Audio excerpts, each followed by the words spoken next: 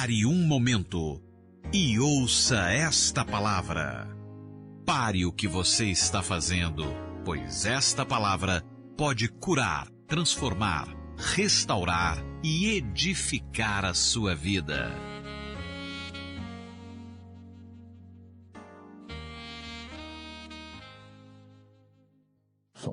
Boa noite, irmãos. A graça e a paz do Senhor esteja no seu coração, amém? Você que é líder e discipulador, principalmente os líderes de célula, fique em pé, por favor. Nós vamos entregar um cartaz para você, colocar lá na sua célula, da nossa conferência da Vinha para pastores e líderes, que acontece no mês de dezembro, não é? Então, leva um cartaz para você colocar lá na sua célula, tá bem?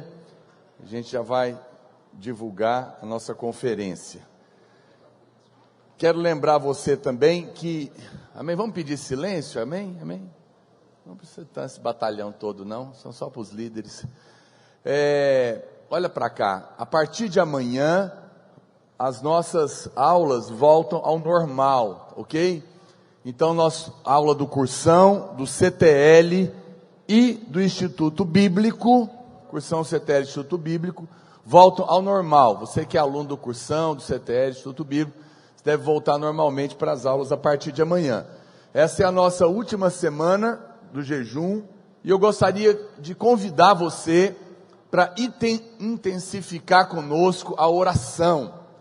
Essa semana a gente não tem as ministrações nas salas de aula, mas nós temos oração de manhã e à tarde, às 7 horas da manhã e às 6:30 da tarde. Então, programas para você estar com a gente, orando essa semana. Com certeza, encerrando o nosso jejum, vai ser muito poderoso, ok? Glória a Deus por isso.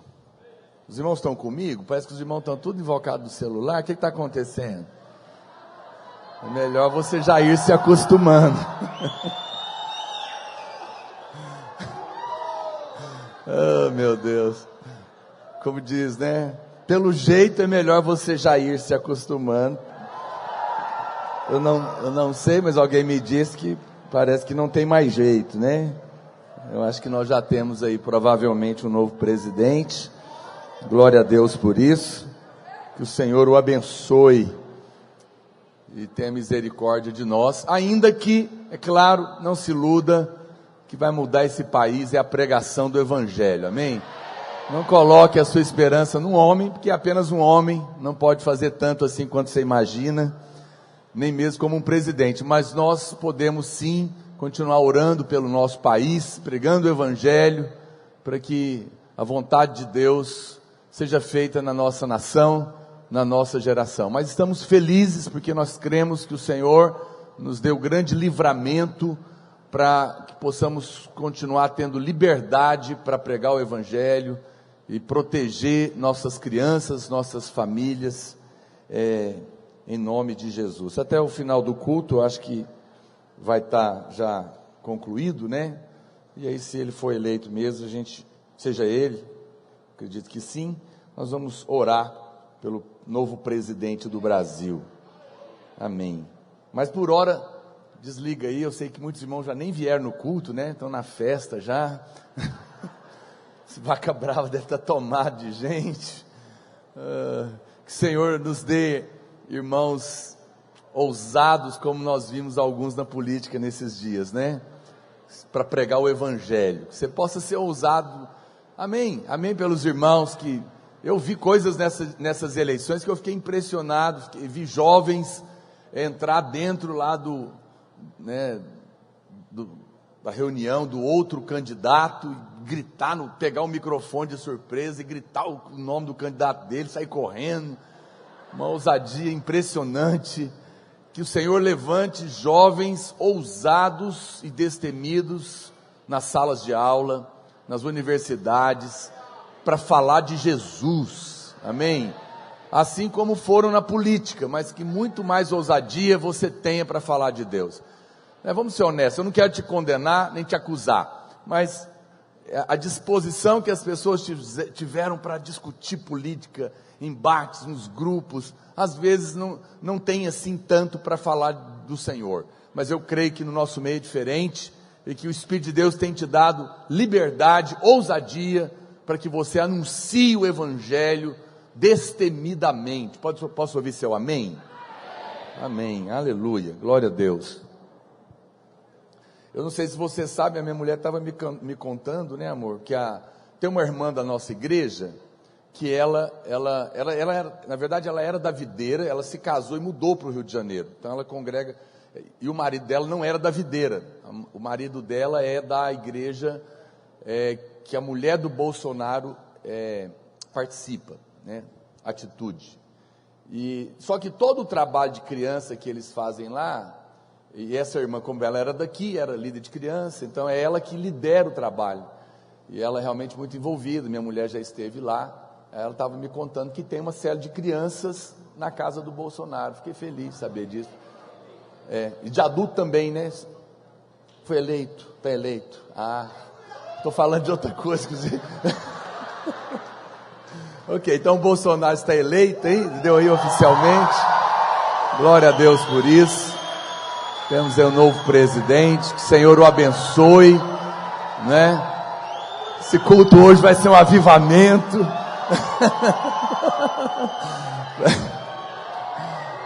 Graças a Deus, aleluia, né? E eu fiquei feliz porque me disseram isso, que tem célula, né, lá na casa dele. Isso é muito bom, saber que tem oração lá na casa do presidente.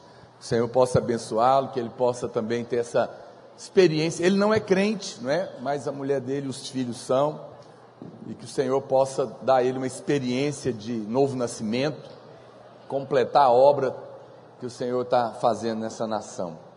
Vamos orar por ele então? Vamos ficar de pé, vamos orar por esse novo tempo no Brasil, pelo nosso novo presidente, que não haja nenhuma confusão nas ruas, né, por parte do outro candidato, e que haja ambiente de alegria no nosso país.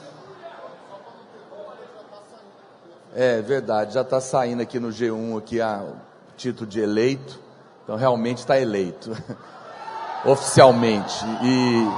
Então nós vamos abençoar, pedir a Deus que esse ambiente de esperança que está no coração dos brasileiros, expectativa, possa trazer novos ares e bênçãos de Deus. Eu creio que nós não fazemos ideia, irmãos, mas a oração da igreja é mais poderosa do que você imagina, e as coisas que nós vemos são apenas reflexo do mundo espiritual. Nós temos orado pelo Brasil há muitos anos, e né, toda a igreja brasileira despertou para a oração. A nossa luta não é contra carne e sangue, amém? Nós não nos alegramos com a desgraça de ninguém, nós queremos que toda a nossa nação se converta, todos aqueles que estão cegos possam ver, possam ser libertos.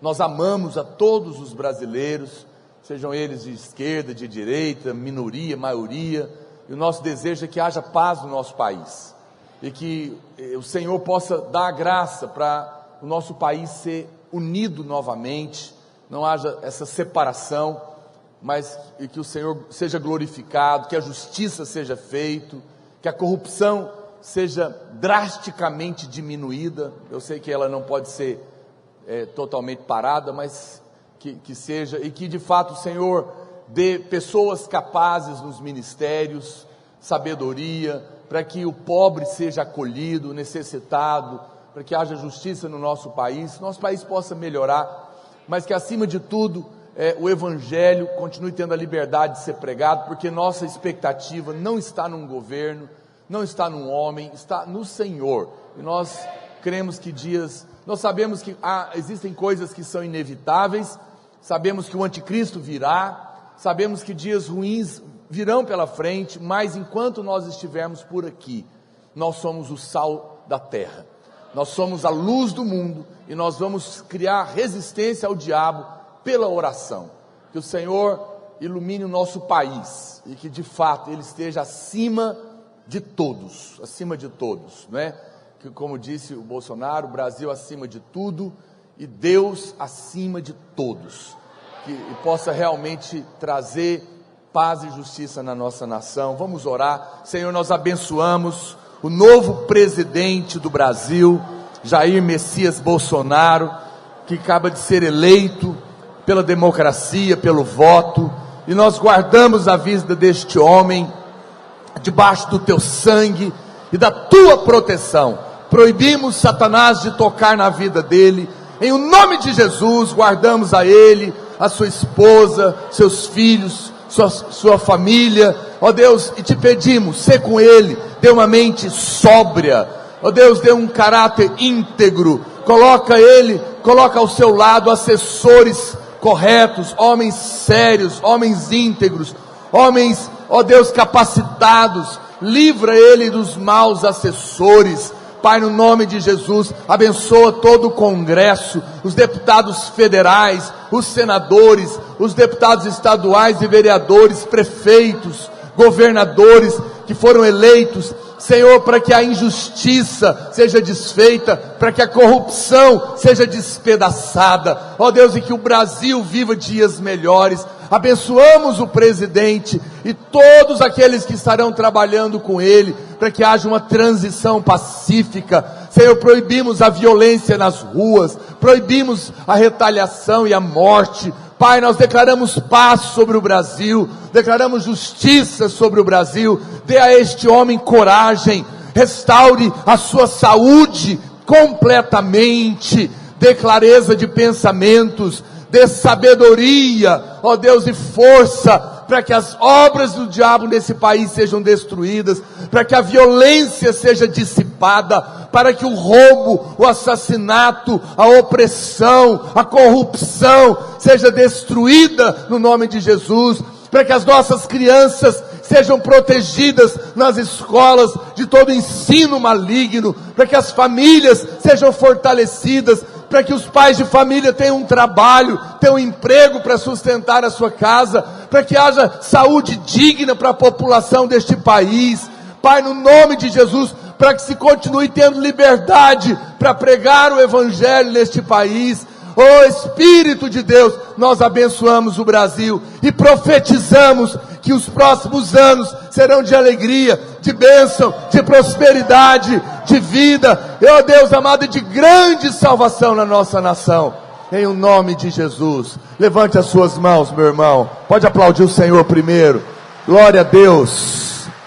Levante as suas mãos, diga: como igreja, nós guardamos o presidente Jair Messias Bolsonaro e a sua família debaixo do sangue de Jesus. Proibimos o diabo de tocar na sua vida e declaramos saúde, graça, inteligência, sabedoria, uma equipe abençoada, capaz, íntegra. Diga: profetizamos dias melhores no nosso país, dias de paz, de justiça, de prosperidade e de liberdade para pregar o Evangelho. Declaramos que toda obra de Satanás já foi quebrada em nome de Jesus. Aleluia, amém, amém, glória a Deus. A gente podia cantar o hino nacional. Será que tem aí no computador, irmão? Se os irmãos acharem aí. Põe a letra aí do hino nacional.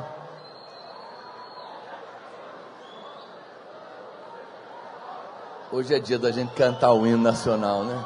Olha lá, o irmão está com a bandeira.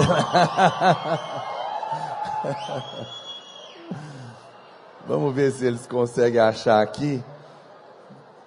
Enquanto eles acham, deixa eu responder aqui, ó, uma pergunta. Os irmãos podem se assentar um minutinho.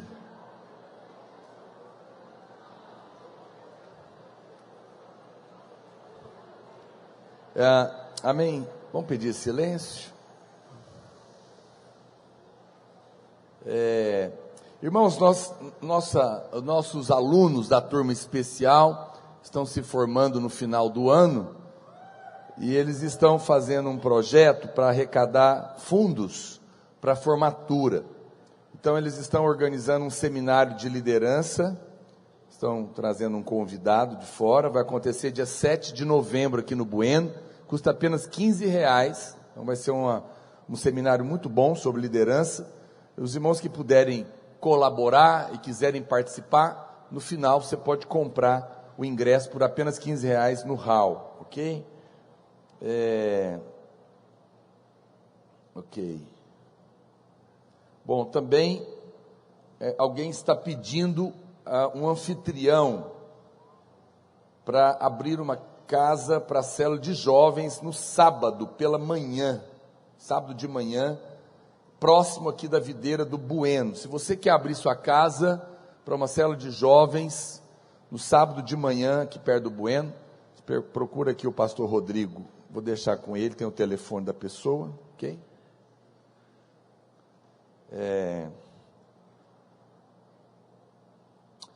Pastor, boa noite.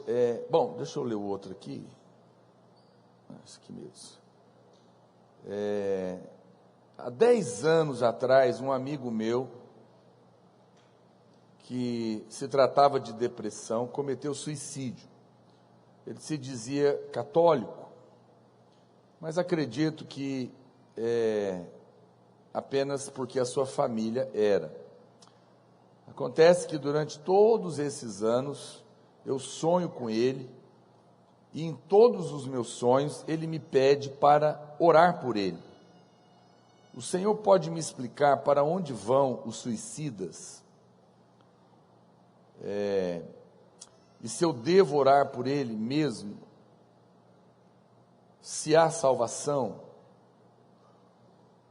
Deus continue abençoando. Então, irmãos, preste atenção. A Bíblia diz que nós não podemos orar pelas pessoas que já morreram. A vida do homem é decidida enquanto ele está vivo. Não há decisão após a morte, não há salvação após a morte. A Bíblia diz que se com o coração você crê e com a boca confessar, será salvo.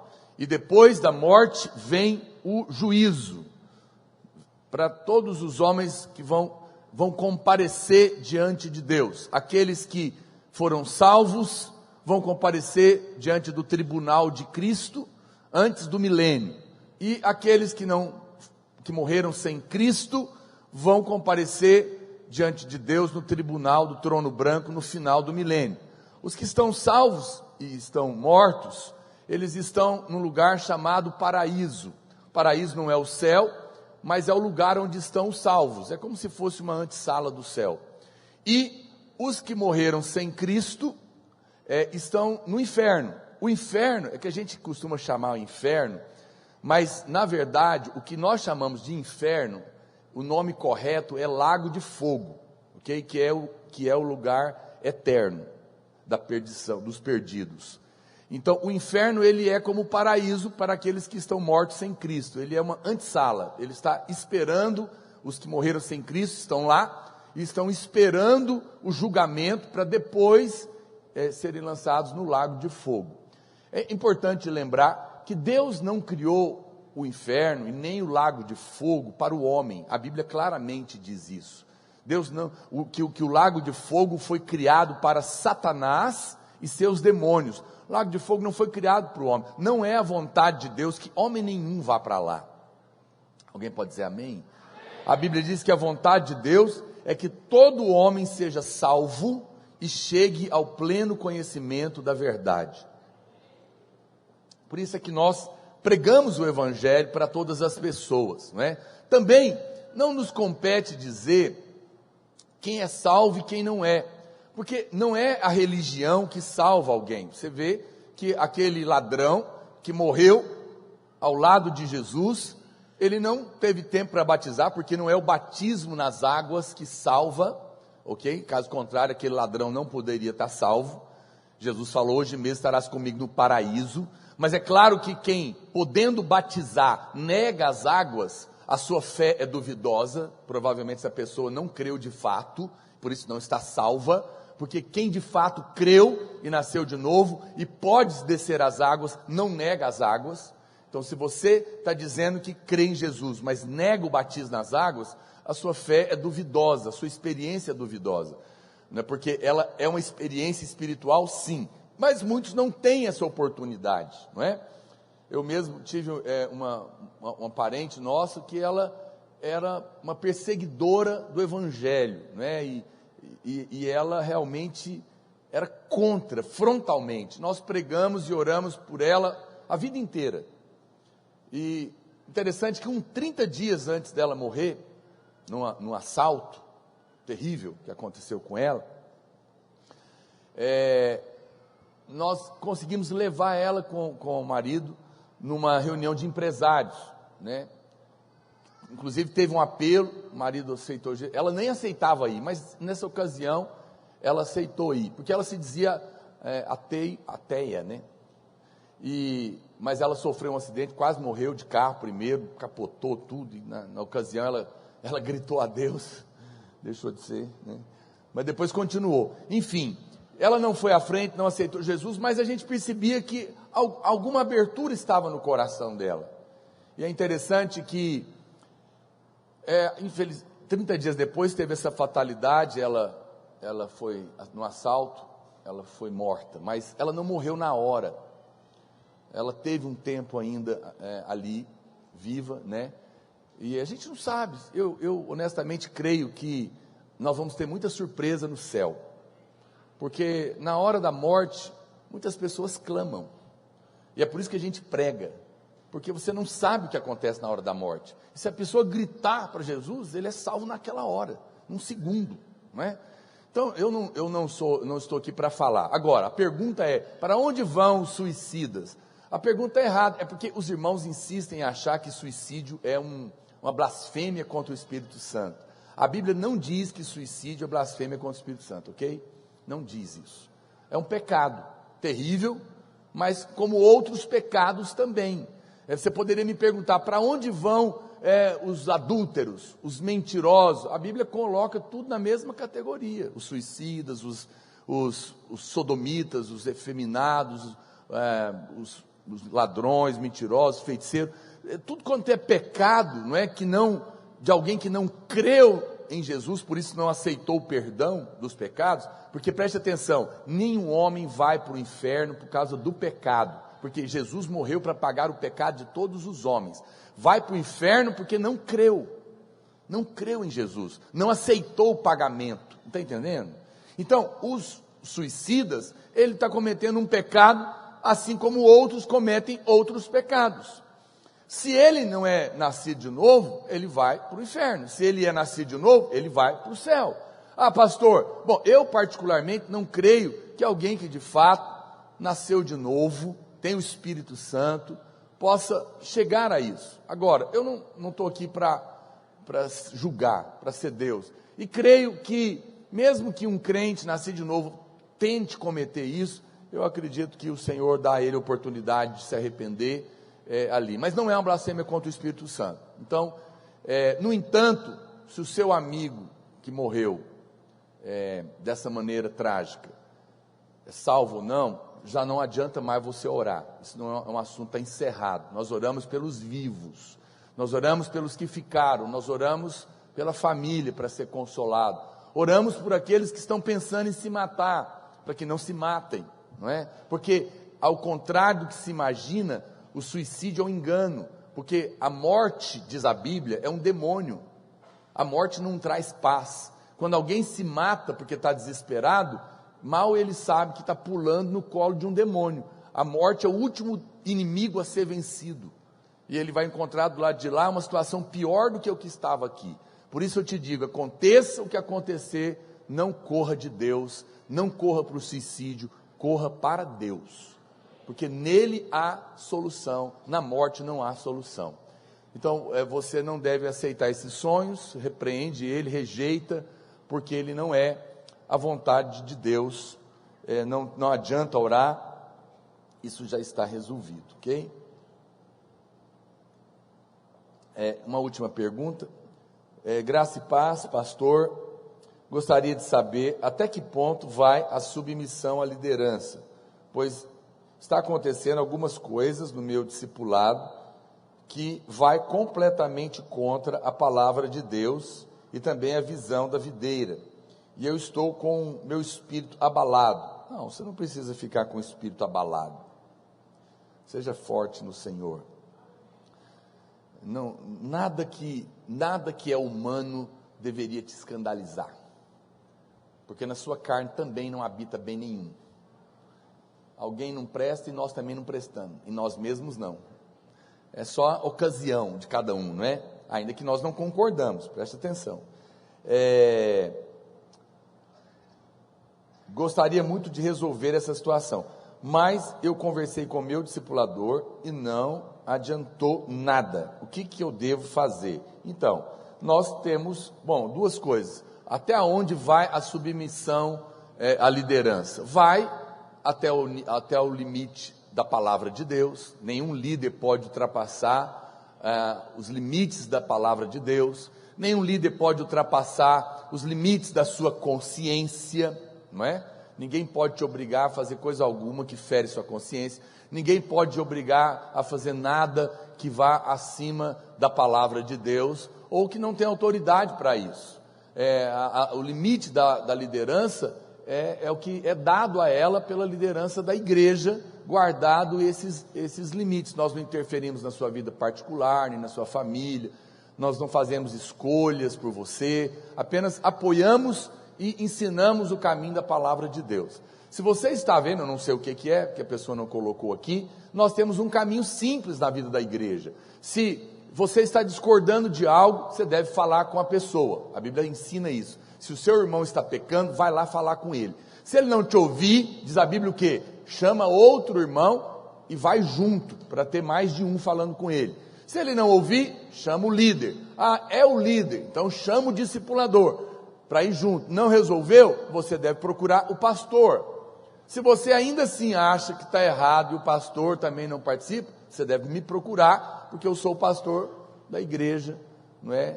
E depois de mim tem o pastor Aloysio e o conselho apostólico, que é assim que funciona a autoridade na igreja. Não é errado os irmãos, isso não é fofoca, isso não é queimar ninguém, porque nosso espírito não é fritar ninguém. Nosso espírito de pastor é sempre corrigir em amor. Quem está me entendendo? Então qual que é a regra? Nunca fale o problema com quem não pode resolver. Falar problema com quem não pode resolver é fofoca, ok? Mas falar o problema com quem pode resolver é amor pelo corpo, e é amor pelo irmão que está fazendo a coisa errada. Então você deve procurar. Meu telefone é público, você pode mandar um WhatsApp, você pode mandar um e-mail, se você quiser, não tem problema. É importante que a gente procure cuidar da vida da igreja. Quantos dizem amém? Acharam o hino? Vamos cantar? Os irmãos querem cantar? Vamos cantar o hino nacional então? Fica de pé aí. Vamos, esse momento do culto profético no nosso país, que nos traz esperança no coração.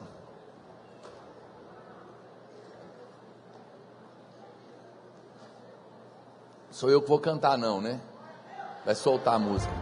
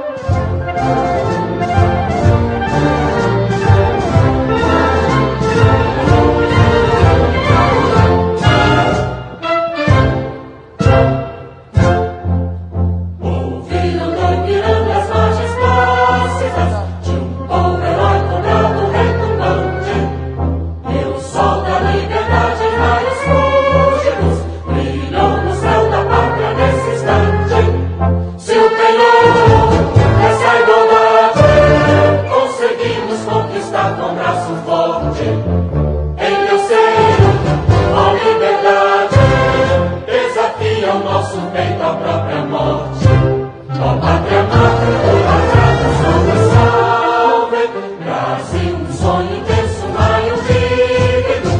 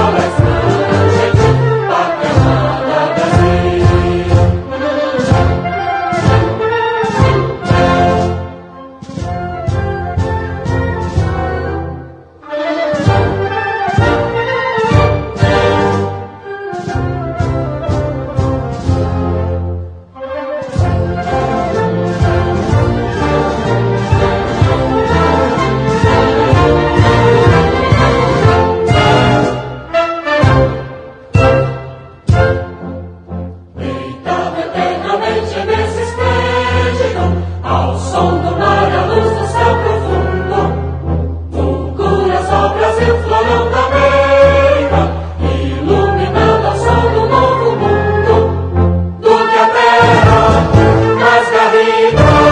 Meus risonhos lindos campos têm mais flores, nossos bosques têm mais vida, nossa vida no teu seio mais amores. Ó pátria amada, idolatrada, salve, salve, Brasil de amor eterno, seja assim. O cavalo, teus pintas estrelado, e diga o verde louro dessa flâmula, mas no futuro e glória do passado. Mas serves da justiça, clava forte, verás que o filho teu não foge à luta. Aquele que te adora, a própria morte terra adorada.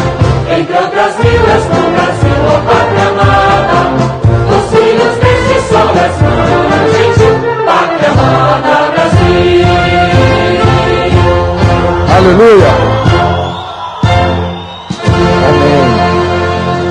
Amém. Amém. Os irmãos podem se assentar. Glória a Deus.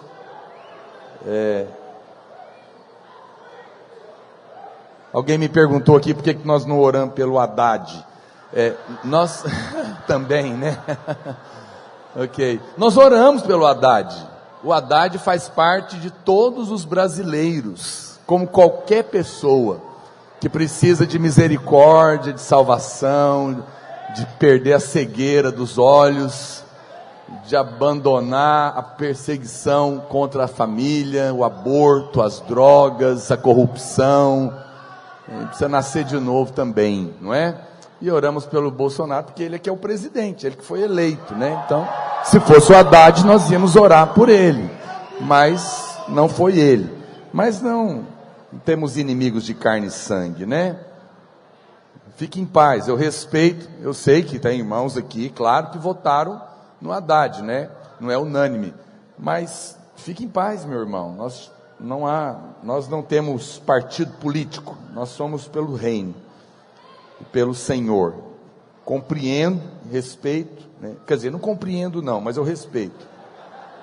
Sério, porque não dá para votar em alguém que é contra o que nós cremos frontalmente na palavra de Deus, mas eu respeito, né?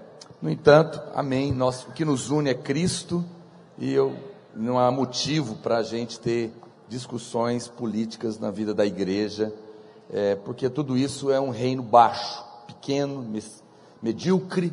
Nós participamos de um reino superior, e é nele que nós estamos juntos, amém? E é por ele que nós lutamos, glória a Deus. E eu quero compartilhar com você a palavra de Deus hoje, falando justamente sobre o cumprimento final da profecia. Tudo que nós estamos vivendo, irmãos, na terra, são sinais proféticos. Existe uma movimentação espiritual. Existe uma movimentação espiritual no mundo inteiro. Nós não podemos ser insensíveis àquilo que está acontecendo. As coisas naturais, elas são apenas sombra das coisas espirituais. E nós, na verdade, não estamos esperando um governo humano melhor, que vai nos dar plena alegria, porque não vai, não existe nenhum governo humano perfeito, ou que vai realmente trazer a verdadeira justiça no nosso país e nessa terra. Somente quando vier o reino de Deus na terra, é que nós veremos o verdadeiro governo glorioso do céu na terra. Amém, irmãos? Eu anseio por esse dia, e você deve colocar a sua esperança e a sua expectativa no reino de Deus. Acredite em mim, porque senão você vai se decepcionar. É impossível o homem não nos decepcionar. Não espere por um salvador da pátria que não seja Cristo, amém? Não espere. Aqui na terra há muita decepção, tristeza, nós vamos ter, enfim, né? Faz bem você voltar coerente com a sua fé, mas a sua esperança é o reino de Deus que virá. O Senhor vem, está próximo, as profecias estão se cumprindo, nós vivemos dias proféticos, não é? Tem uma profecia em Miqueias muito poderosa, que falava que Jerusalém voltaria a ser a capital de Israel, e ela voltou a ser a cidade mais importante, a capital de Israel, na Guerra dos 6 Dias, quando ela foi tomada, não é? Israel voltou a existir, Jerusalém voltou a existir, voltou a ser a capital, e essas profecias estavam acontecendo, e a profecia que eu vou falar para você hoje, apesar de não ser uma palavra voltada para a parte profética, não é? Ela está dentro da profecia, que é a profecia mais importante da Bíblia. Ela é chamada a profecia das 70 semanas do profeta Daniel. Vamos ler na Bíblia esse texto, primeiramente, está aqui em Daniel, capítulo 9, verso 24. 70 semanas estão determinadas sobre o seu povo e sobre a tua santa cidade, para fazer cessar a transgressão, para dar fim aos pecados, para expiar a iniquidade, para trazer a justiça eterna, para selar a visão e a profecia, e para ungir o santo dos santos. Sabe e entende. Aí ele vai explicar, desde a saída da ordem para restaurar e para edificar Jerusalém, foi quando Neemias coordenou a saída do cativeiro babilônico e foi de volta para reconstruir a cidade que estava destruída, Jerusalém, e edificar os muros, até o ungido, que é Cristo, ao príncipe, 7 semanas e 62 semanas. As praças e as circunvalações se reedificarão, mas em tempos angustiosos. Então, 7 semanas e 62, são semanas de anos, ok? 69, mas a profecia são de 70 semanas de ano, então faltam 7 anos para se cumprir essa profecia.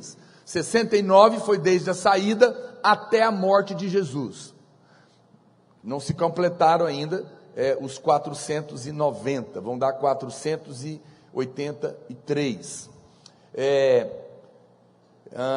As praças e as circunvalações se reedificarão, mas em tempos angustiosos. Depois das 62 semanas, será morto o ungido, e já não estará. E o povo de um príncipe que há de vir, destruirá a cidade e o santuário, e o seu fim será num dilúvio. E até o fim haverá guerra, desolações são determinadas. Então preste atenção aqui, só para você se posicionar dentro da profecia.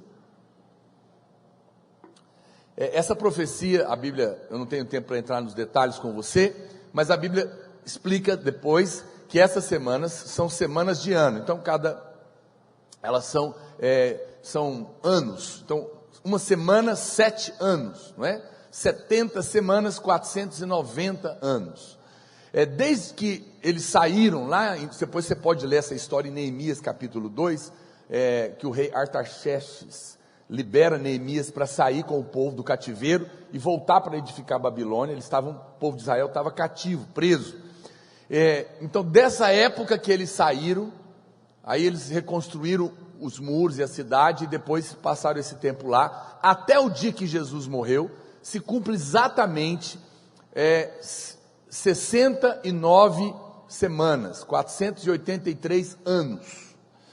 Nesse momento, o ungido, que é Cristo é o ungido, ele não é um ungido, ele é o ungido, o único, que realmente é o ungido de Deus, é morto. E Jerusalém é destruída pelo general Tito, no ano 70 depois de Cristo. Então, acabou. Os judeus são espalhados pelo mundo, Jerusalém é destruída pelo imperador Tito, e a nação de Israel deixa de existir. Toda a profecia, ela é em cima de Israel e Jerusalém, mas faltando 7 anos para se cumprir, que é a volta de Jesus, ok? Ela é a profecia da volta de Jesus.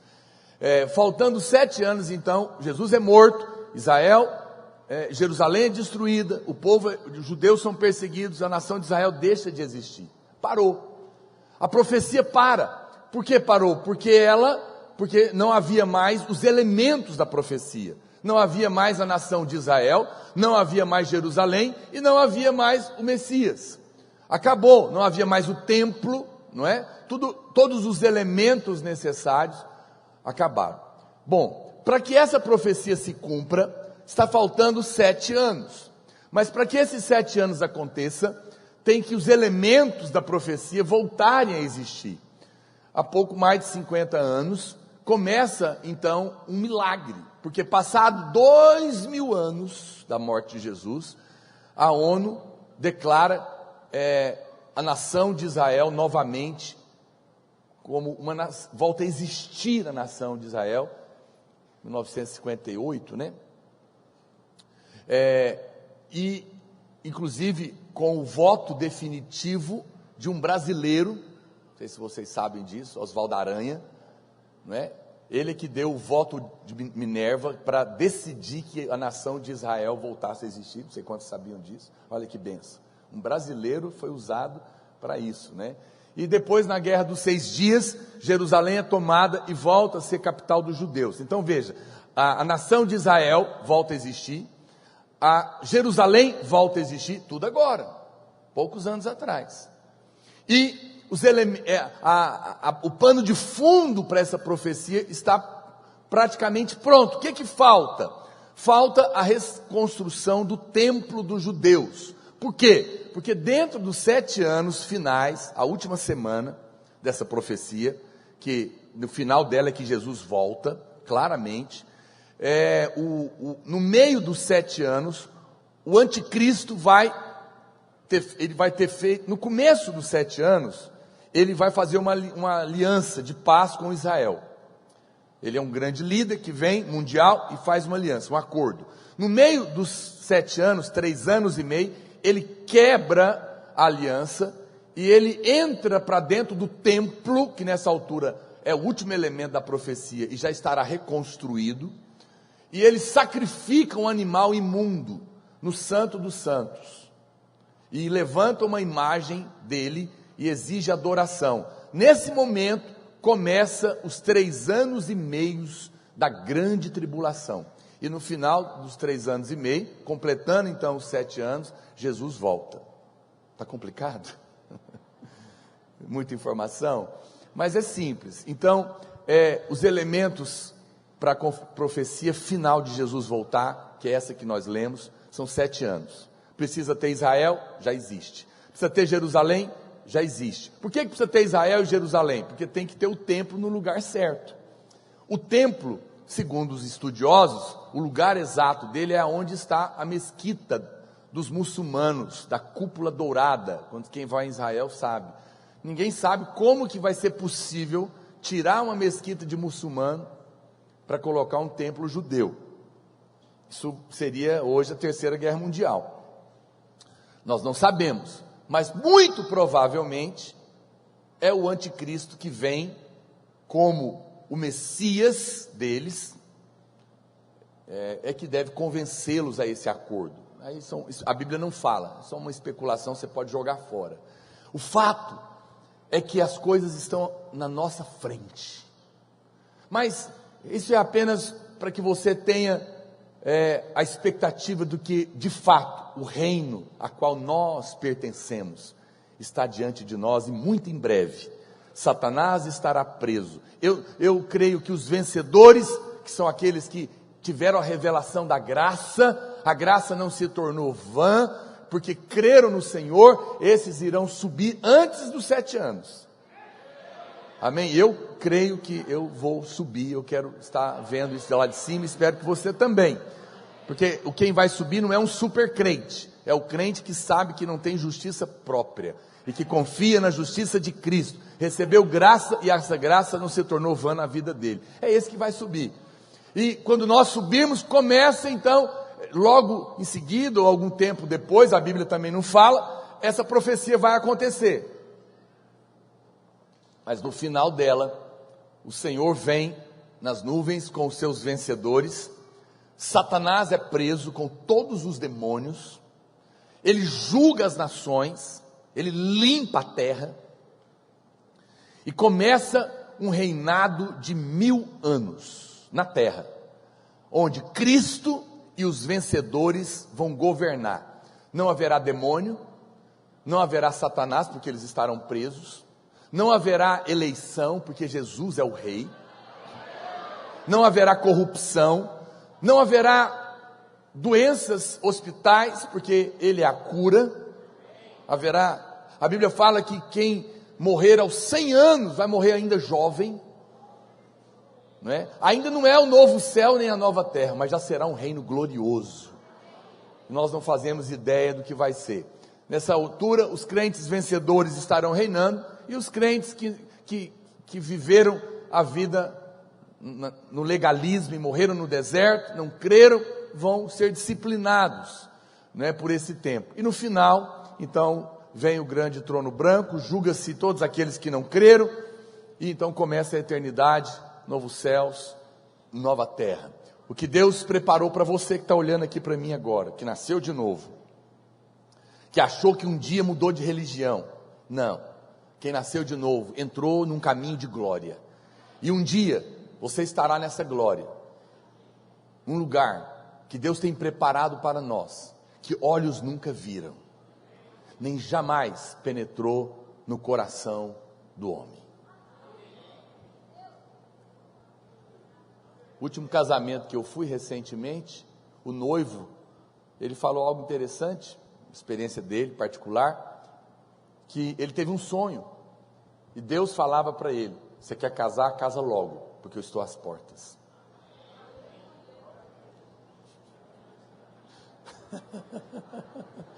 Não está na Bíblia, ok? E ele casou. Mas se você quer ter essa experiência, tenha.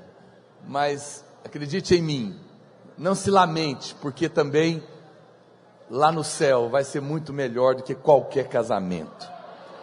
Pode ter certeza disso. Mas se você quer casar, é um direito seu por enquanto. Mas o meu encargo hoje não é falar da profecia, olha para cá, amém. É falar do que, logo no começo do texto, a Bíblia diz que 6 coisas são mencionadas como a consumação da profecia das 70 semanas. E isso é poderoso, porque isso já se cumpriu em nós que cremos, aleluia. E isso é que é poderoso, é a parte da profecia que hoje diz respeito a nós e nós podemos viver. 6 coisas, diga comigo: cessar a transgressão, dar fim aos pecados, expiar a iniquidade, trazer a justiça eterna, selar a visão e a profecia, e ungir o santo dos santos. Essas 6 coisas nesta profecia são para nós que nascemos de novo, e elas já se cumpriram em Cristo Jesus, e ela é revelação para a nossa vida, para a nossa libertação, para a explosão de fé no nosso coração. A primeira delas, então, é que a Bíblia diz que Ele iria fazer cessar a transgressão. Tudo se consumou na pessoa de Cristo. Cristo não apenas nos perdoa do nosso pecado, mas Ele também nos dá a vitória sobre ele. Nós fomos perdoados e libertos da prática do pecado. Preste atenção. As pessoas nos acusam de que pregamos a graça e empurramos as pessoas para o pecado. Quem fala isso não entendeu nada da graça, porque pecado tem consequências. O salário do pecado é a morte. Todas as vezes que você peca, você sofre consequências. Deus já nos perdoou, Deus já pagou pelos nossos pecados, nós não sofremos mais juízo em relação ao pecado. Mas quando você peca, você sofre consequências dele, porque a morte, em alguma medida, atinge a pessoa que vive no pecado. O pecado é destrutivo, e quem nasceu de novo, pode ainda pecar? Pode, mas não quer, e quando cai, sofre. Então, a graça de Deus é o poder de Deus para te libertar do pecado, para que você não precise sofrer o pecado. O pecado tem o seu prazer momentâneo, mas a sua conta depois do prazer, e é cara, e todos que pecam sabem que depois não vale a pena, e Deus, Ele não está amarrando ninguém, ou impedindo alguém de pecar, porque o homem é livre para fazer escolhas, mas Deus nos deu poder para não ter que viver mais no pecado, que quando a tentação vier, poder erguer as mãos e falar: Senhor, me alcança com a tua graça, me livra da tentação, não deixa eu cair, e o poder de Deus te dá essa capacidade. Quem está me entendendo, diga amém. Então, é necessário você compreender da maneira correta. Porém, a palavra transgressão aqui, e as suas variantes, elas aparecem na Bíblia 165 vezes, e significam rebelar, ultrapassar, ir além, sem atender a qualquer lei, quebrar, a quebra da lei. Transgressão significa quebra da lei, no sentido de ultrapassar um limite fixado. O transgressor então é quem, pastor? É aquele que viola a lei. Diga comigo, transgressor é em relação à lei. É importante você entender isso. A transgressão é sempre uma desobediência explícita. Então, tem uma placa dizendo: proibido virar à esquerda. Você vê a placa, você sabe que a lei proíbe você virar à esquerda, mas você decide explicitamente fazer a conversão à esquerda. O que você fez? Você transgrediu a lei. Quem está me entendendo? Onde tem uma placa proibindo e você faz, você transgrediu a lei. Mas a Bíblia está dizendo que ele cessou a transgressão.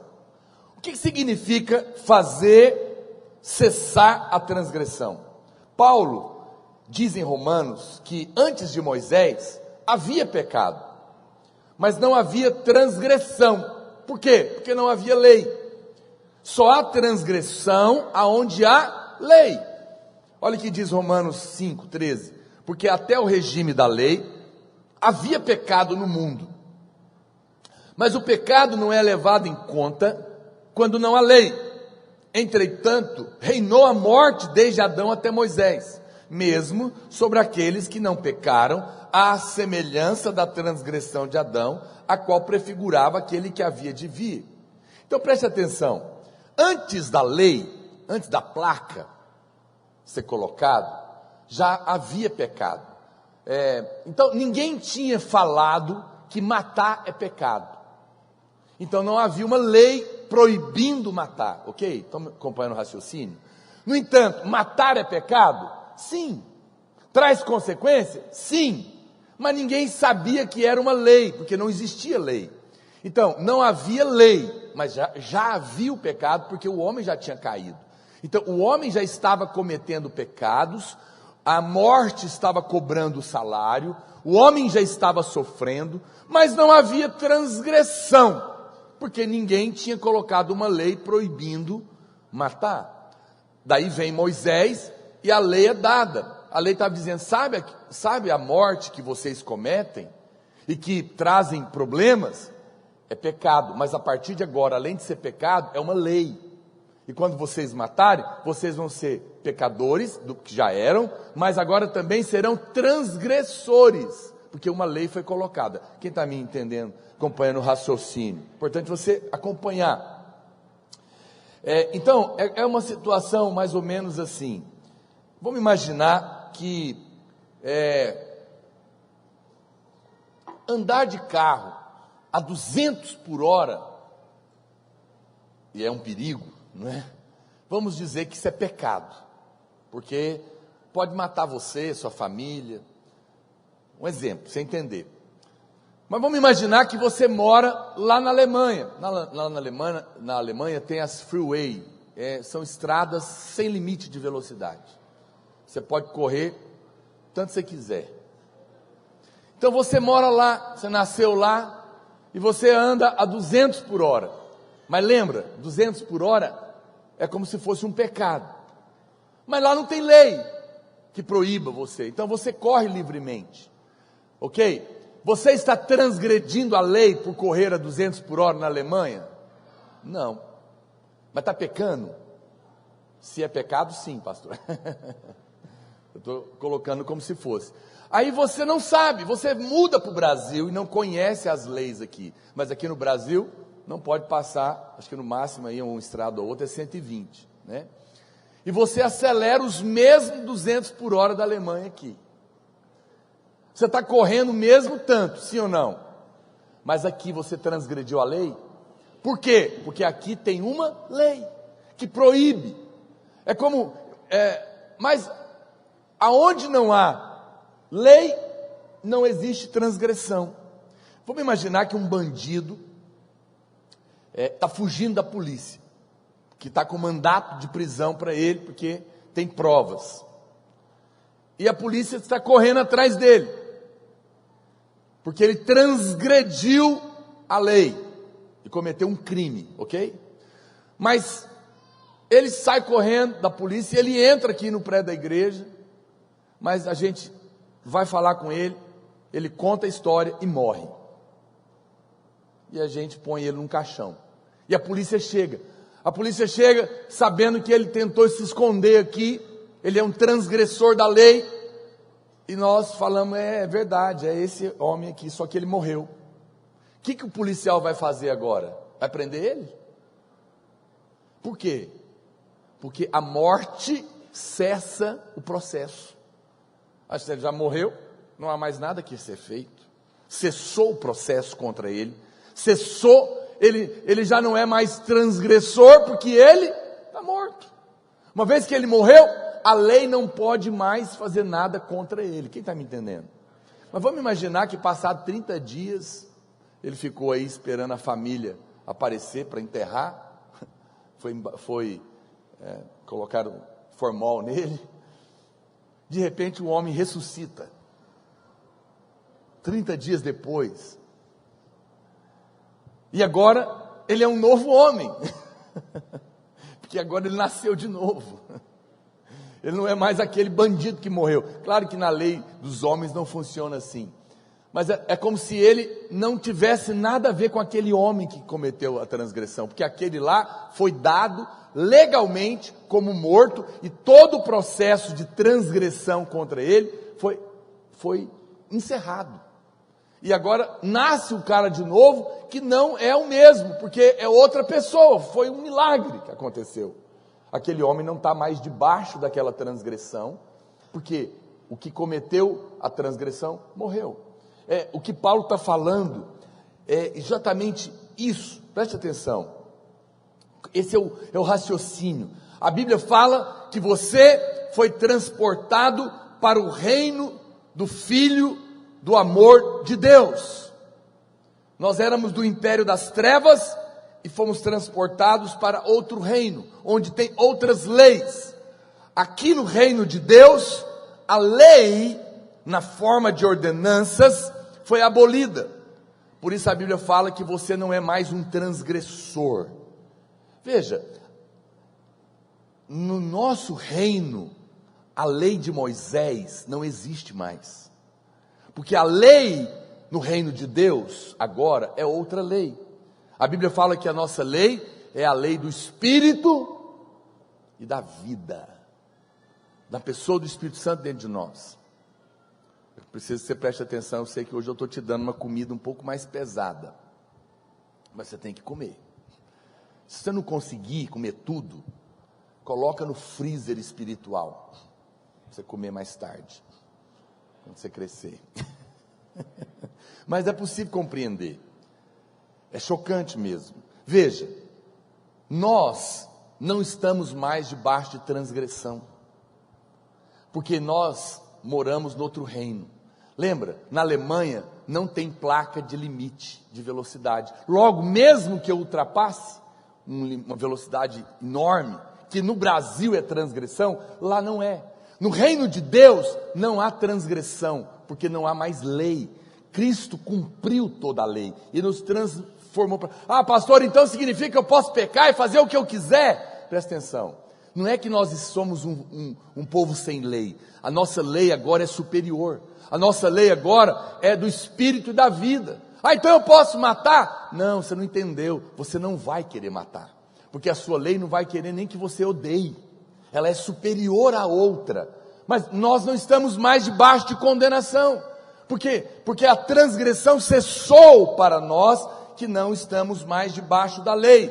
A lei continua exigindo lá fora, mas agora ela se tornou, a nossa lei se tornou a natureza da nossa própria vida, por causa do Espírito Santo que habita em nós. Portanto, fazer cessar a transgressão nada mais é do que ser liberto da lei. Ser liberto da lei é ser liberto da obrigação de ter que cumprir todas as altas exigências de Deus, das 613 leis que existem na Bíblia, para ser aprovado diante de Deus. Haviam 613 leis na Bíblia. Para ser aprovado, você não podia transgredir nenhuma delas. Quem poderia ser salvo? Quem poderia ser abençoado? Quem poderia receber algo de Deus se não podia transgredir? Porque a Bíblia vem e fala, se falharem, se transgredir uma lei, é transgressor de toda a lei. A lei, na verdade, não foi dada para que o homem guardasse, porque o homem não consegue. Vamos ser honestos, irmão, você conhece algum brasileiro que guarda todas as leis da nossa Constituição? Não. E eu digo para você, elas não são nada diante do padrão de Deus. Deus deu as 613 leis e falou, quem quiser ser salvo ou abençoado, que guarde a lei. Mas se transgredir uma, não pode. Homem nenhum conseguia. O que Deus queria? Que o homem apenas reconhecesse, eu sou um transgressor da lei, me perdoa, preciso de um salvador, não consigo viver. Se eu depender disso, eu estou frito, Deus. Não vou ter fé nunca. E Jesus vem e ele fala, é verdade, você não consegue, você clamou a mim, eu vim e cumpri toda a lei. E eu encerrei a lei em mim. Então, meus filhos, a partir de agora você está livre, você não precisa mais se preocupar com isso, você não tem que, a nossa relação não depende de você transgredir ou não a lei, porque para você não tem mais lei, eu sou o fim da lei, para a justiça de todo aquele que crê. Uma vez que você está em mim, a lei está cumprida, e você está livre da obrigação de ter que me agradar, você está livre da obrigação de ter que acertar tudo, todo dia, a vida inteira, para poder ter fé de que vai orar, e eu vou responder a sua oração. Aí você volta a ter fé, porque Cristo cumpre para você o que você não podia cumprir. Agora preste atenção, fala, pastor, ele está jogando para debaixo do tapete? Não, ele pagou isso na cruz, quem está me entendendo? Para que eu e você tivesse livre. Veja, quem transgride uma lei tem paz, irmãos? Não, porque a polícia está atrás dele. Crente que vive na lei, vive quebrando a lei, por isso vive perturbado. Mas nós vivemos agora num reino, que não está mais debaixo dessas leis. Graças a Deus. Nós erramos, mas ela não pode nos condenar mais, porque não existe para nós. Mas não é que nós queremos ficar errando, é só um fato que ainda erramos.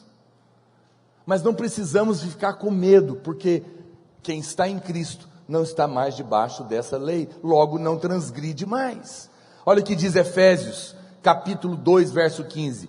Aboliu na sua carne a lei dos mandamentos na forma de ordenança, para que dos dois criasse em si mesmo um novo homem, fazendo a paz. Aleluia. Vamos avante. Segundo, dar fim aos pecados. Algumas pessoas ensinam que hoje não existe mais pecado na vida do crente. Mas se não existisse mais pecado, nós não precisaríamos mais do sangue de Jesus, como está lá em Apocalipse capítulo 12, verso 11, que diz que nós vencemos por causa do sangue. Então, a expressão dar fim aos pecados, não significa que não há mais pecado, ou que nós não pecamos mais, mas significa que aquilo que foi lavado pelo sangue, Deus não lembra mais. Diga aleluia. O pecado, e aí mais uma vez eu te digo, é uma comida pesada. Há pessoas que se escandalizam com isso, mas é um fato da palavra de Deus. O problema do pecado está resolvido, porque Deus já pagou todo ele. Preste atenção, não é a vontade de Deus que você peque, amém? Está claro isso para os irmãos? Ninguém está aqui mandando você pecar. Como que eu vou mandar você pecar sabendo que o salário do pecado é a morte? Como que um crente, em sã consciência, acha que graça é liberdade para pecar? Sendo que o pecado vai destruir a vida dele. Não faz sentido, não é, irmãos? Quem diz que está no pecado, que está na graça, não entendeu nada de graça, nada, está cego, provavelmente nem nasceu de novo, porque nele não está a divina semente. Agora, o que eu estou querendo te dizer? Por que a Bíblia está falando que cessou a transgressão e colocou fim ao pecado? Significa que nós não pecamos mais? Não, nós ainda pecamos. Quanto mais revelação você tiver da graça, menos você vai pecar. Mas pode acontecer de pecar ainda. Mas o que está falando é o seguinte: eu coloquei fim no pecado no sentido de que, mesmo que você peque, eu já paguei. E eu não me lembro mais. Portanto, você não precisa viver debaixo de condenação. Não precisa de ficar procurando brecha. Porque as brechas do pecado, eu já paguei lá na cruz, por amor a você, para que você tenha paz, para que você olhe para mim, e que quanto mais você olhe para mim, Cristo fala, você vai sendo transformado, e menos o pecado vai escravizar a sua vida. No entanto, se acontecer o pecado, você não precisa ficar angustiado, porque eu já paguei por ele, na sua vida, eu coloquei fim ao pecado. Que amém fraco, hein? Eu fico impressionado que há pessoas que ficam indignadas da gente contar isso. Ela queria que eu falasse: aqui se faz, aqui se paga. Você pecou, por isso você está com esse câncer. Não venha pedir oração, seu hipócrita. Aí, pô, fala papai. Meu Deus, que papai é esse? Não é o meu. Mas eu venho aqui falar que você está perdoado. Eu venho aqui falar que Deus não lembra mais do seu pecado. Que Deus cessou a transgressão porque tirou a lei, porque você não conseguia cumprir lei. É muito amor, é muita graça, é muita misericórdia. Quem tem um pai desse não quer desagradá-lo, não quer viver no pecado, amém, irmãos? Mas se acontecer, eu estou em paz, porque o meu pai me ama tanto, e ele já fez provisão para todas as minhas falhas. Espero que você esteja entendendo. A palavra pecado no original é amartia. Ela significa simplesmente errar o alvo. Ou seja, o pecado é mais profundo que a transgressão. Porque mesmo quando não há qualquer transgressão ou iniquidade, que eu não quebre nenhuma lei, nós nunca podemos ficar aquém, nós ainda podemos, na verdade, melhor dizendo, ficar aquém do alvo. Por quê? Porque nunca seríamos capazes de cumprir o padrão de Deus. Olha para cá, não é possível que um homem fique sem pecado, mas mesmo que você nunca mais pecasse, olha para cá, ainda assim você seria, na natureza caída da carne, seríamos pecadores. Por quê? Porque a palavra pecado no original é errar o alvo, e não há nenhum homem capaz de acertar o alvo plenamente, porque o padrão de Deus é completamente inatingível para o homem caído. Mas em Cristo isso foi resolvido. Por isso é que a palavra de Deus está dizendo isso. Terceiro, nós estamos hoje dentro do padrão de Deus por causa de Cristo. Então nós podemos ter paz. Para nós o pecado não pode nos cobrar mais, porque está pago. Expiar a iniquidade. Quando Jesus foi morto lá na cruz, a Bíblia diz que toda iniquidade foi expiada. Mais uma vez, isso não significa que todo mundo está automaticamente perdoado, mas significa que todo aquele que crê é completamente perdoado. Agora, qual que é a diferença, pastor?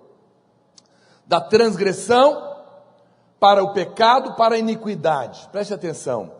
Transgressão tem a ver com rebelião contra a lei, ok?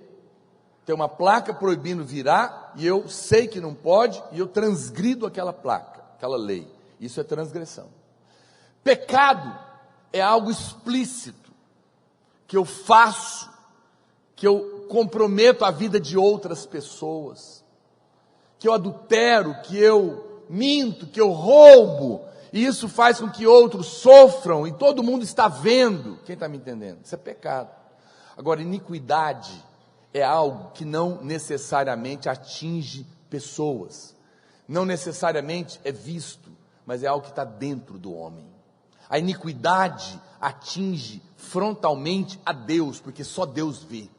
A iniquidade é quando alguém está conversando com você, você está sorrindo para ela, falando que ela é uma pessoa maravilhosa, ela está fã de você, que você está elogiando, mas dentro de você, você está dizendo, coitado, é um idiota. E está achando que sabe alguma coisa, e você, você é tão incrível, seu idiota. Isso é iniquidade. A iniquidade é a hipocrisia dentro de você. Por fora, parece que está tudo bem, mas por dentro você está condenando, por dentro você está pensando mal, por dentro você está desejando coisa ruim. Isso é iniquidade. É isso, e isso atinge, as pessoas não veem, mas isso atinge a Deus. Tem a ver com as coisas escondidas, tem a ver com a perversidade da mente, tem a ver com os impulsos malignos dentro do íntimo, do coração. Sabe o que é iniquidade? São aquelas coisas horríveis que às vezes vêm na sua cabeça, pensamentos terríveis que você não tem nem coragem de falar para os outros que pensou. Você sente até mal de ter sentido aquela tentação. Você sabe o que eu estou falando. Você é gente como qualquer um. Às vezes dentro do culto, você tem pensamentos, você tem tentações, assistindo, você fala, meu Deus, como é que eu posso estar aqui na reunião da igreja, sentindo essas coisas horríveis? É a iniquidade que está na carne caída do homem, que te deixa mal, te deixa angustiado por sentir coisas que você não queria. É o que Paulo fala, o mal que eu não quero, se eu faço, ou pelo menos está dentro de mim, mas o bem que eu quero eu não faço, miserável homem que sou, quem me livrará do corpo dessa morte? Graças a Deus por Cristo Jesus, que fez cessar a iniquidade. Lá na cruz, essas coisas ruins e horríveis que você sente de mal dentro de você, que você esconde, não tem coragem de contar, eu estou aqui para te contar, essas aí, Jesus também já pagou por elas. Ah, que libertação, hein? Ufa! Sai de mim que não te pertence. Irmãos, tudo isso produz condenação, mas tudo isso Jesus pagou, para você ser livre. A palavra iniquidade significa curvatura, refere-se a alguma coisa que foi distorcida, é o coração hipócrita, é quando lá no íntimo, essas coisas vis, estão escondidas nas trevas. O verbo no original é capar, geralmente é traduzido por espiar, fazer reconciliação, mas significa basicamente cobrir. O pecado é coberto com o sangue exigido pela justiça de Deus. É por isso que a cerimônia mais importante no calendário de Israel era o dia da expiação, chamado de Yom Kippur. Essa palavra é o dia de cobrir, e Kippur vem justamente da palavra capar, que é esse verbo, porque naqueles dias, todo o pecado da nação, do ano, da congregação de Israel, eram como que ajuntados e expiados pelo sangue de animais. Levítico capítulo 16, verso 30 diz, porque naquele dia se fará expiação por vós, para purificar-vos, e serei purificados de todos os vossos pecados, perante o Senhor. Naqueles dias eles traziam 2 bodes, um eles matavam, era a oferta pelo pecado, para não matar o pecado, os homens todos da nação, né, para não matar as pessoas, porque todos tinham pecado, matavam um animal, e o outro era o bode emissário, o sacerdote representando toda a nação, que tinha errado, colocava a mão sobre ele, e era como que ele transferisse o pecado para aquele bode, e aquele bode então era lançado para o deserto, ele tinha que ir embora, porque estava dizendo que Deus não se lembraria mais dos seus pecados, porque aquele outro bode já tinha pago. Jesus é aquele que morreu definitivamente para tirar o nosso pecado e afastar da memória de Deus os nossos pecados. A Bíblia diz que se você está em Cristo, você está perdoado pelo sangue do Cordeiro, que se fez bode e morreu no nosso lugar e pagou o nosso pecado, e a sua morte e o seu sangue afastaram todos os seus pecados. Por isso ele diz: dos teus pecados eu não me lembro mais, porque Jesus levou para longe de Deus a lembrança. Por isso você hoje pode ter a convicção que Deus não está zangado com você, Deus não vê pecado na sua vida, porque Ele vê Cristo em você. Por isso você pode ter paz. Você não precisa ficar como quando você ficava, quando a sua mãe dizia: quando o seu pai chegar, eu vou contar para ele o que você fez. Lembra? Você lembrou, né? O diabo hoje faz esse papel de falar para você que Deus vai te pegar, mas eu vim aqui te falar: Ele não tem lembrança mais dos seus pecados, Ele não está zangado com você, você não precisa ter medo, está tudo bem. Amém? Isso é tão bom, né? Tão bom você chegar em casa e seu pai chega, mas seu pai é gracioso. Você fala: pai, você vai me bater. A sua mãe me falou, meu filho, mas eu já te perdoei, vem para cá, inclusive trouxe um presente para você. Isso não existe, né? Mas lá no céu é assim. É loucura para os que se perdem, mas é o poder de Deus para a salvação daquele que crê. Aleluia, o Senhor é bom. O dia da crucificação foi o último e verdadeiro dia da expiação. Aleluia. Quarto, trazer a justiça eterna. Romanos 5,17 diz: se pela ofensa de um e por meio de um só reinou a morte, muito mais os que recebem a abundância da graça e o dom, o presente da justiça, esses terão fé para reinar em vida, por meio de um só, a saber, Jesus Cristo. O que é a justiça eterna? É a justiça de Cristo, a justiça que procede da fé. Na cruz, a Bíblia fala que Cristo foi feito pecado no nosso lugar, para que nós fôssemos feitos justiça de Deus. Pastor, me explica esse negócio de justiça de Deus, vocês ficam falando todo domingo, eu não entendo nada. É que Ele vai vingar, vai fazer justiça. Presta atenção, deixa eu te explicar rapidinho, bem simples. Deus tem o padrão dele, eu já expliquei para você, e ele é como ele chega e fala: meu filho, se você se comportar bem e guardar as 613 mandamentos meus, sem não falhar nenhum dia, então você pode orar que eu vou te responder, você pode clamar que eu vou te salvar, você pode pedir que eu vou te dar. Se essa é a condição, eu pergunto para você: algum homem é capaz de ter fé para acreditar que pode ser salvo ou abençoado por Deus? Sim ou não? Não. Quem é que isso? A justiça de Deus são as leis de Deus. Tem que cumprir todas e não pode falhar nenhuma vez para poder receber alguma coisa. Quem poderia receber? Ninguém. Aí o homem que entende isso, ele fala: Deus, então não há salvação para mim, eu estou perdido, porque eu sou incapaz. Nessa hora, Deus fala: muito bem, mas porque eu te amo, eu vou enviar uma resposta, eu vou enviar o meu filho, para ele substituir você, e ele no seu lugar, vai cumprir a minha justiça. Você não conheceu Adão, e sofreu as consequências de Adão, por isso está amaldiçoado. Você não viu a Cristo, mas se um homem pode comprometer toda a sua vida, é justo que um homem pode pagar por todos você também. Um falhou e você sofreu, um acertou. E se você crer e aceitar, você pode ser abençoado também. Então, uma vez que eu digo, eu creio e aceito o que Ele fez por mim na cruz, o que Ele fez passa a valer para mim. O que Adão fez, passou a valer para você, sim ou não? Você teve que fazer alguma coisa para se tornar pecador, sim ou não? Você também não tem que fazer nada para se tornar justo, apenas crer. Você não cometeu pecado para se tornar pecador, sim ou não? Não.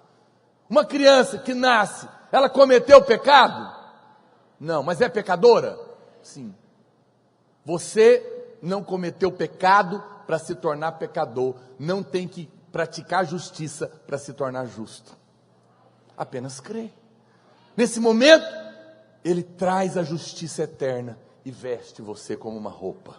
Agora, quando Deus olha você orando e pedindo algo na sua fichinha de pedidos pessoais, no jejum da videira, Ele fala, é justo, cumpriu as 613 condições, anjo, vai lá e olha para mim. Aí o anjo desce, a voz é diferente, mas é seu filho que está orando, Jesus Cristo, aquele que cumpriu a condição. O João está vestido dele, e quando Deus olha, Ele não vê o João, Ele vê Cristo, a justiça de Deus cumprida. Ele fala, está cumprida a justiça, logo, por força de lei, o Senhor deve abençoar. Aí você tem fé. Oh, isso é tão maravilhoso, irmãos, que notícia, puxa vida, isso é o Evangelho, e é isso que a profecia diz, Ele trouxe a justiça eterna. Aleluia, glória a Deus. A Bíblia diz em Romanos capítulo 3, verso 21, mas agora, sem lei, se manifestou a justiça de Deus, mediante a fé em Jesus Cristo, mediante a redenção que há em Cristo Jesus, a quem Deus propôs no seu sangue, como propiciação, mediante a fé, para manifestar a sua justiça, por ter Deus na sua tolerância, deixado impunes os pecados anteriormente cometidos, tendo em vista a manifestação da sua justiça no tempo presente. Aleluia, somos justos, podemos ser ouvidos. Penúltimo item da profecia, selar a visão e selar a profecia. O verbo selar é shatan no hebraico, e essa palavra tem 3 significados possíveis: validar ou autenticar, dar como verdadeiro, fechar até uma abertura posterior, né, lacrar, ou trazer a um fim. Nos dias da Bíblia, nos dias bíblicos, um selo era colocado sobre os documentos, para autenticar o que nele está escrito, para dar como verdadeiro.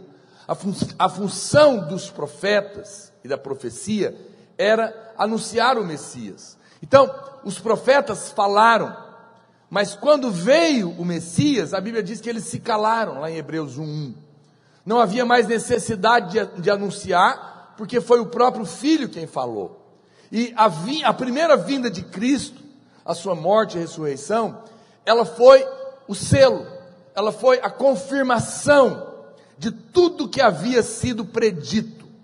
Ou seja, Cristo selou toda a visão e toda a profecia, porque Ele, a Bíblia chama Ele de sim, Ele é o sim, Ele é o amém, Ele é o selo que diz, está vendo todas as profecias que Deus prometeu ao seu povo? Cristo é o selo, é a garantia, Ele cumpriu todas elas, todas as profecias a respeito dele foram cumpridas. Então quando Ele vem, morre e ressuscita, tudo, olha para cá, tudo que foi prometido, foi selado divinamente para dizer, é verdadeiro, é real, é para você, agora você pode receber sem medo, porque está garantido, está selado pela morte de Cristo na cruz. Quem está me entendendo, diga amém. Todas as promessas, Alguém pode ler a Bíblia e dizer: qual garantia que eu tenho que se eu crer, eu vou receber o que está escrito? É que o selo das profecias agora é Cristo. Ele selou a profecia, Ele selou a promessa. Cristo selou todas as coisas. Lucas capítulo 18, verso 31, a Bíblia diz: tomando consigo os 12, disse-lhes Jesus: eis que subimos para Jerusalém, e vai cumprir-se ali tudo quanto está escrito por intermédio dos profetas no tocante ao Filho do Homem. Aleluia! Jesus chegou na plenitude dos tempos e selou toda a verdade. Isso é maravilhoso, irmãos. Na Bíblia, o verbo selar, como eu falei, também é usado em outras ocasiões para indicar que algo é fechado de maneira que não pode ser visto ou compreendido. Isaías 29:11 diz: toda visão já se vos tornou como as palavras de um livro selado, que se dá ao que sabe ler, dizendo: lê isso, peço-te. E ele responde: não posso, porque está selado. E dá-se o livro ao que não sabe ler, dizendo: lê isso, peço-te. E ele responde: não sei ler. A Bíblia fala que essa profecia também se cumpriu, porque Jesus pregava por parábolas, para que aquele que lesse não entendesse, para aquele que ouvisse não compreendesse, porque estavam com o coração fechado. Ele também cumpriu e fechou, selou a promessa para aqueles que não o aceitaram. Mas para nós que cremos, o livro está aberto. Para nós, ele é o selo que garante a veracidade da promessa. Amém? Para aquele que não crê, ele é aquele que fecha o entendimento, não vai compreender. Por isso que a Bíblia não é um livro comum. As pessoas que não têm o Espírito, elas leem a Bíblia e não entendem nada. Já percebeu? É difícil demais, não consigo entender nada. Por quê? Porque está fechado para ela. Mas no dia que ela converte, o selo é aberto e se torna uma garantia de veracidade. Para quem não creu, você não vai entender. Mas se você nasceu de novo, se torna um selo de verdade e você tem fé para receber a promessa. Quem está me entendendo? Por quê? Porque a Bíblia fala que Jesus é esse que selou, que cumpriu a profecia. E para terminar, os irmãos do louvor podem subir. A Bíblia fala que a última coisa é ungir o Santo dos Santos.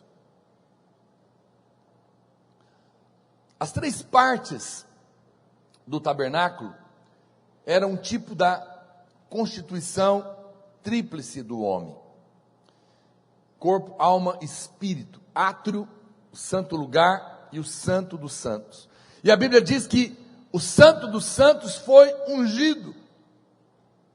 Na nossa vida espiritual, o santo dos santos é o nosso espírito. Olha para mim, o ungir o santo dos santos significa o quê, pastor? Significa que agora o seu espírito, que é o santo dos santos, onde Deus habita, está ungido. Por que está ungido? Porque o Espírito Santo habita dentro de você. Quando Cristo veio e ressuscitou, a Bíblia fala que ele subiu e ele enviou o Espírito Santo. Nesse momento, o Espírito Santo veio habitar dentro de você. Ele foi glorificado e hoje flui uma água viva no seu coração. Ungir o Santo dos Santos é uma referência ao Pentecostes. É o Espírito que unge. E a Bíblia diz que hoje essa unção permanece em nós. Nós somos, por causa do cumprimento dessa profecia, hoje, eu e você que cremos, estamos ungidos. Somos, olha para cá, revestidos de uma capacidade sobrenatural para viver. Diga amém, meu irmão. Você que é invocado com Marvel, você não sabe nada. Isso é bobagem. Você foi ungido. O Santo dos Santos era onde ficava a Arca da Aliança. Deus morava dentro da arca. Quando Jesus vem, morre e ressuscita, o véu se rasga de alto a baixo.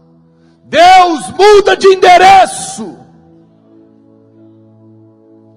O Santo dos Santos muda de lugar. Agora é o seu Espírito. E Deus mora dentro. Este é o lugar mais santo da terra, o seu Espírito.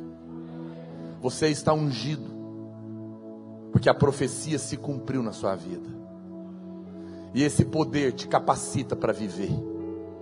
Te capacita para casar, para ter família, para prosperar, para viver com saúde, para vencer a morte, o pecado e o medo, para vencer a depressão, porque a unção de Deus quebra o jugo, e ela está na sua vida, ela está no seu espírito. A profecia se cumpriu.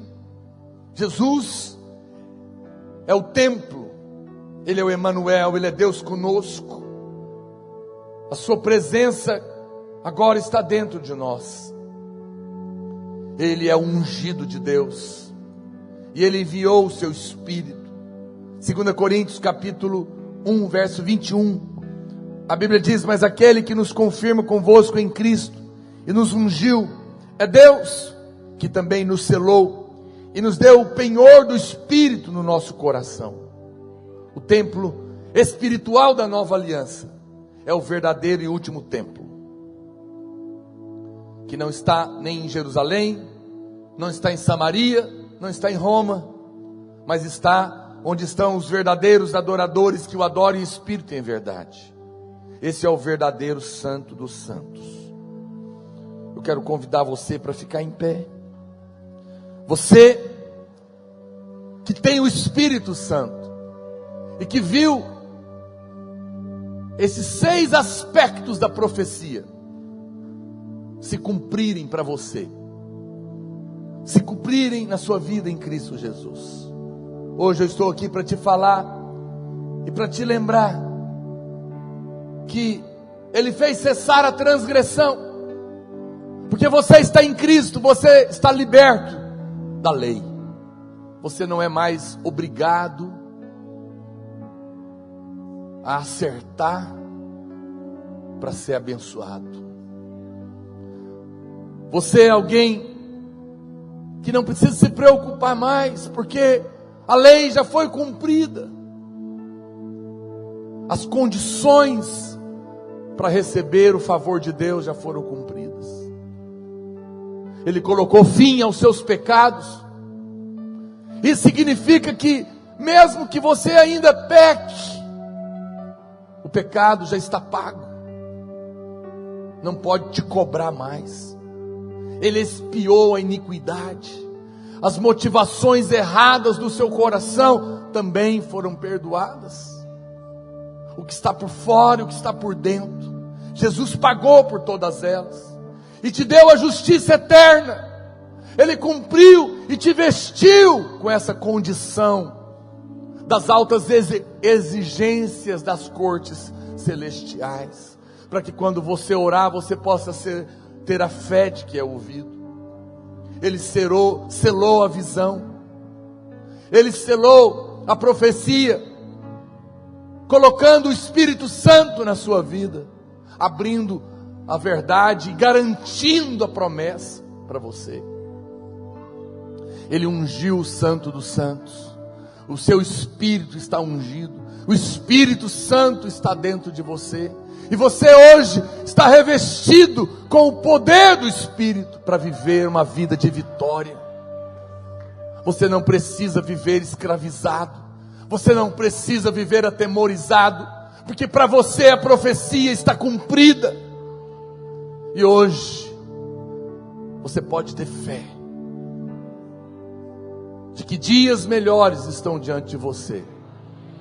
Não por causa de um novo governo humano, mas por causa de um novo governo divino que está vivendo agora dentro de você, no seu coração. Por um momento, erga suas mãos para o Senhor. Eu gostaria que nós orássemos juntos uns com os outros e dizendo: Senhor, eu me tornei justiça de Deus. A profecia está selada para mim. Eu estou ungido pelo Espírito que me dá a vitória em todas as áreas da minha vida, na minha casa, na minha família. Eu lanço fora toda acusação, porque o pecado cessou, porque a iniquidade cessou, porque a transgressão cessou. Eu reconheço que às vezes eu ainda erro, mas os meus erros já foram pagos lá na cruz. Por isso para mim não há mais culpa, não há mais acusação, não há mais condenação. Eu tenho fé para crer que eu sou ungido de Deus por causa de Cristo. Vai falando isso com o Senhor por um momento. Faça essa oração.